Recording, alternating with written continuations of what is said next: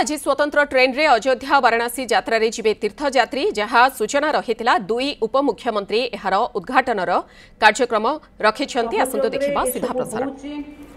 से अधिकारी माने समाजसेवी श्रीयुक्त जगन्नाथ प्रधान महोदय आज तीर्थयात्रा पई उपस्थित थिबा समस्त 800 तीर्थयात्री माने तांको सीएफ करबा पई उपस्थित थिबा तांको परिवार वृंद गणमाध्यम रो प्रतिनिधि माने प्रकृतरे आज होची सेई शुभ दिन जोठू प्रभु लिंगराजन आरंभ करी काशी विश्वनाथ पाखे पहुँचे आम तीर्थयात्री एवं तापरे अयोध्या रामलाल दर्शन करिवे। 5 दिन ये यात्रा हबो जो थिरे खोर्धा जिलू आम 169 जन, पुरी 127 जन, कटक 197 जन, जगतसिंहपुर 85 जन, केन्द्रापड़ा 89 जन, ढेंकानाल 108 जन, प्रमुख 775 जन वरिष्ठ नागरिक वाराणसी रे भारतर प्रसिद्ध शैवपीठ काशी विश्वनाथ मंदिर सहित पवित्र गंगा आरती और गंगा घाट रे थिबा मंदिर गुड़िक परिदर्शन करिवे। बंधु माने ए वर्ष अयोध्या, वाराणसी, उज्जैनी, ओंकारेश्वर, रामेश्वर एवं मदुराई यात्रा करी 10टी पर्याय रे 8000 यात्री माने आम ओडिशा रु जाई विभिन्न तीर्थ यात्रा करिवे।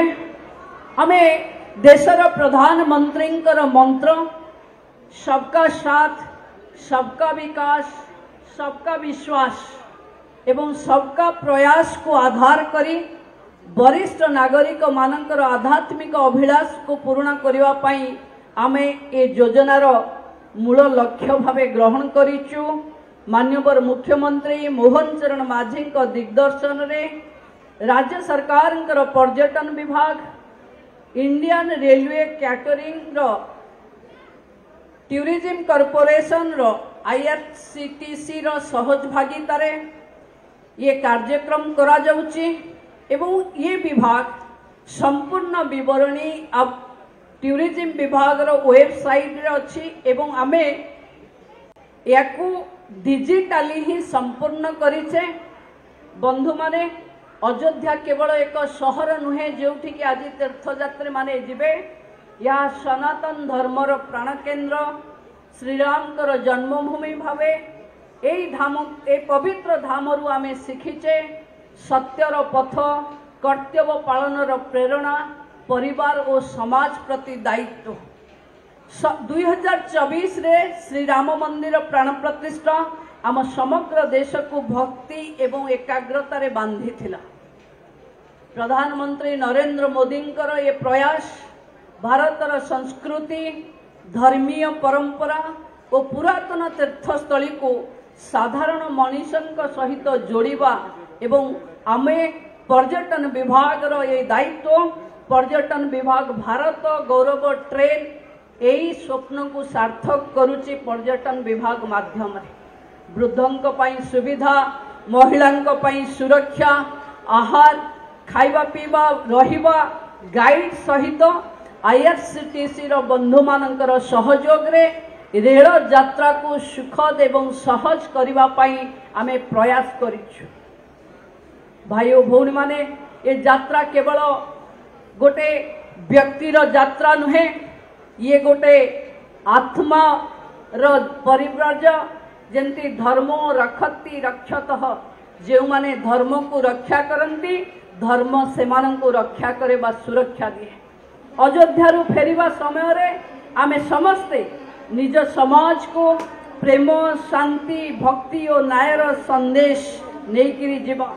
जो बंधु माने आज निजर सहयोगी सहित आपण माने यात्रा करुचंती, यात्रा समय रे जदि किछि भी सुविधा असुविधा आपण को परिलिखित हबो, आपण सहित जो सहयोगी बंधु माने जाइचंती, जो माने आपण को यात्रा समय रे गाइड करबा पई जाइचंती सुरक्षा दबा पई भी जाइचंती सेमानंकर सहायता आपण माने देबे। आमे समस्ते जो यात्रा करूचे ये एक पवित्र परंपरा को आगरे बढ़ेबा पई आमे यात्रा करूचे।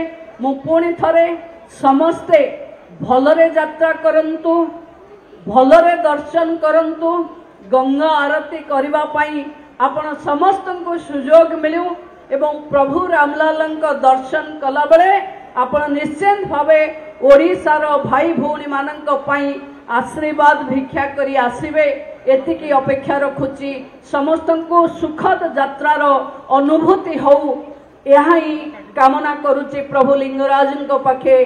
जय लिंगराज, जय बाबा विश्वनाथ।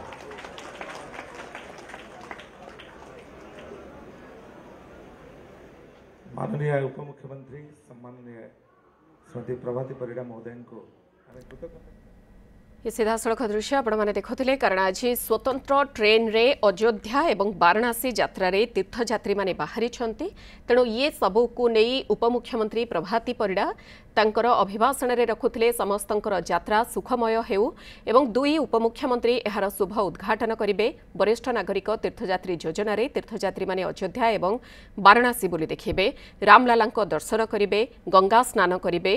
तेणु भुवनेश्वर रेल स्टेशन रु वरिष्ठ तीर्थयात्री को नहीं अयोध्या वाराणसी अभिमुखे बाहरिबो स्वतंत्र ट्रेन। सेथिपई स्वतंत्र व्यवस्था करा जायछि। ए सीधासळख दृश्य आपण माने देखि पारुछन्ते।